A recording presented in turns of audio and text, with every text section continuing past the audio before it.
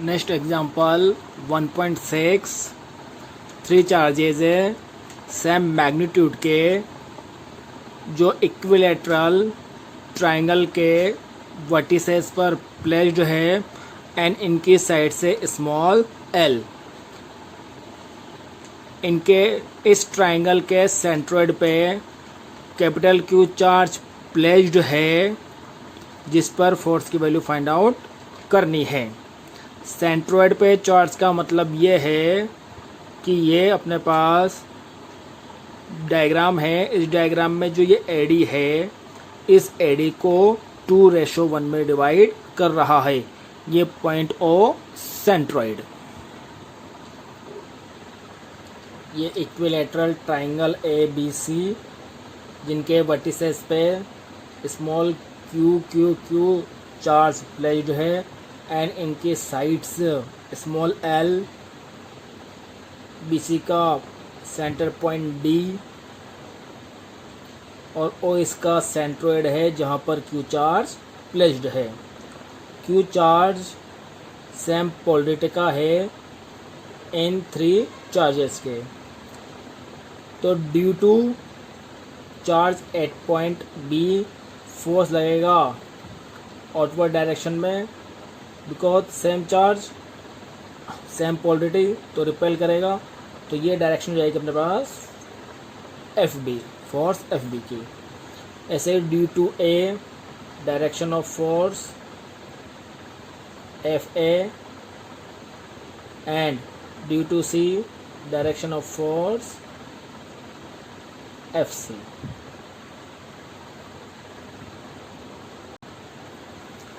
इन forces के line of action को point ओ से पास करते हुए अगर अपन बनाएं तो अपने पास ये तो हो जाएगा एफ बी, ये डाउनवर्ड एफ ए एंड ये बन जाएगा एफ सी। क्योंकि ये इक्विलेटरल ट्रायंगल है तो ये सभी एंगल ए बी सी 60-60। तो ये जो एंगल बनेगा यहाँ पे ये अपने पास हो जाएगा 30 डिग्री।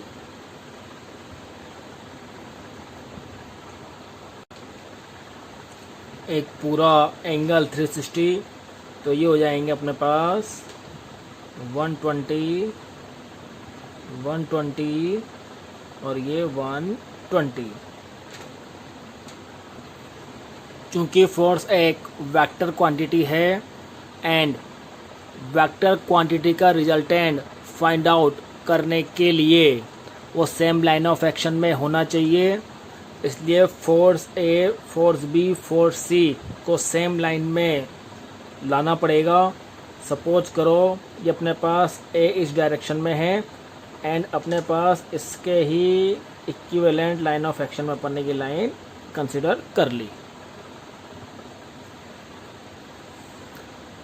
तो B एंड C फोर्स को अपन इस A वाले फोर्स के लाइन ऑफ एक्शन में लाएंगे।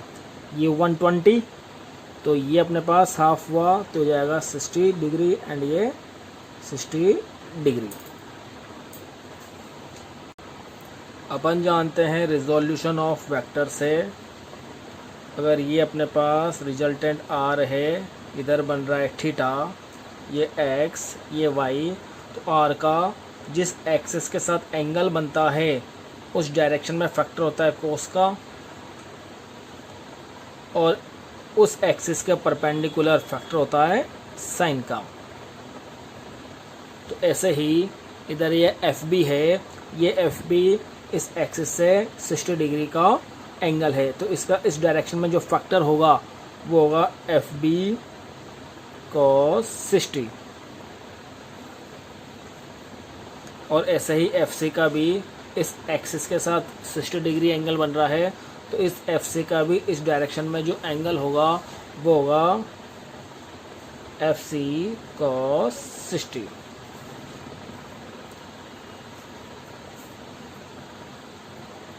तो इसका जो रिजल्टेंट फोर्स निकलेगा वो रिजल्टेंट फोर्स कैसे निकलेगा, F इक्वल टू सपोज करो अपन को एफ ए की डायरेक्शन में रिजल्टेंट फोर्स निकालना है। एफ ए ये सेम लाइन ऑफ एक्शन में आगे बी एंड सी बी, पर एफ ए और इनकी डायरेक्शन जस्ट अपोजिट है, तो अपोजिट डायरेक्शन की वजह से ये नेगेटिव आएगा, minus F B cos 60। F C B A के अपोजिट डायरेक्शन में है, तो ये हो जाएगा माइनस एफ सी कॉस 60।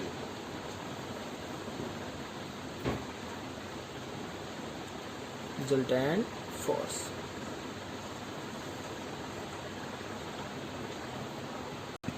अब अपन को एफ ए, एफ बी और एफ सी की वैल्यू फाइंड आउट करनी है।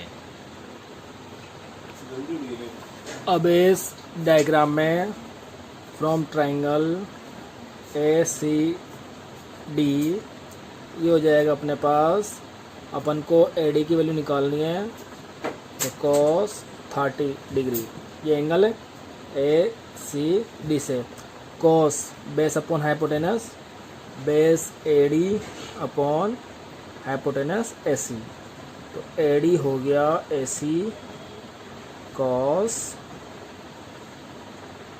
30, तो ए डी इक्वल टू ए सी की वैल्यू एल कोस 30 होगा अपने पास √3/2।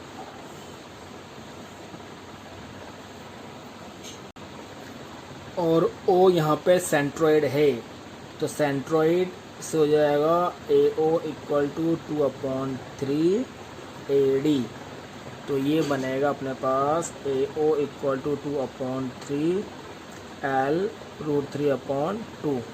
तो यहाँ से ए ओ की वैल्यू हो जाएगी L/√3।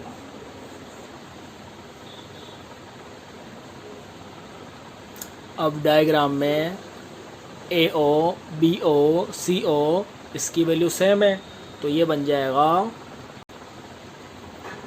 A O equal to B O equal to C O equal to L/√3।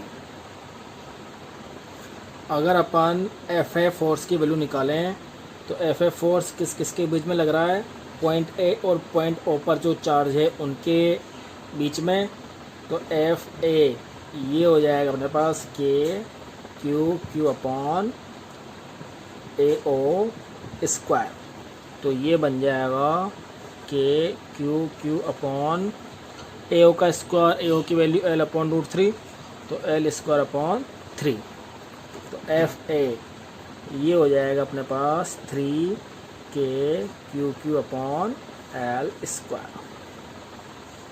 F A ऐसे ही अगर अपन एफ बी निकालें, तो एफ बी फोर्स लग रहा है पॉइंट बी और पॉइंट ओ पर चार्ज है उनकी वजह से, तो वह क्यू और कैपिटल क्यू है, तो एफ बी हो जाएगा सेम वही बी ओ की वैल्यू भी सेम, और एफ बी की वैल्यू भी आ जाएगी सेम। और ऐसे ही एफ सी फोर्स निकालना है। एफ सी फोर्स लग रहा है पॉइंट ओ और पॉइंट सी पे चार्ज है उसकी वजह से, तो वही एफ सी वही चार्ज के, यहाँ पे स्मॉल क्यू यहाँ पे कैपिटल क्यू, और दोनों के बीच की डिस्टेंस अपने पास सी ओ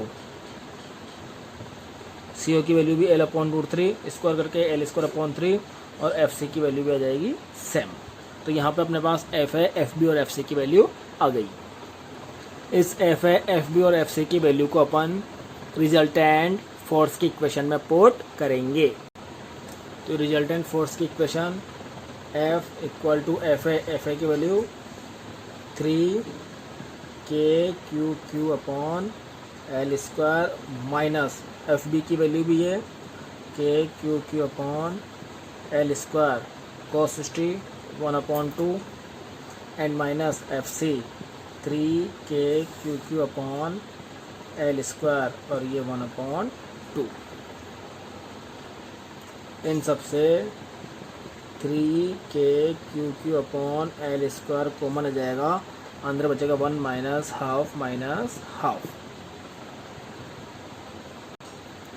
और यहाँ पर फोर्स की वैल्यू हो जाएगी k अपॉन L² 1, ये माइनस ऑफ -1 इक्वल टू 0।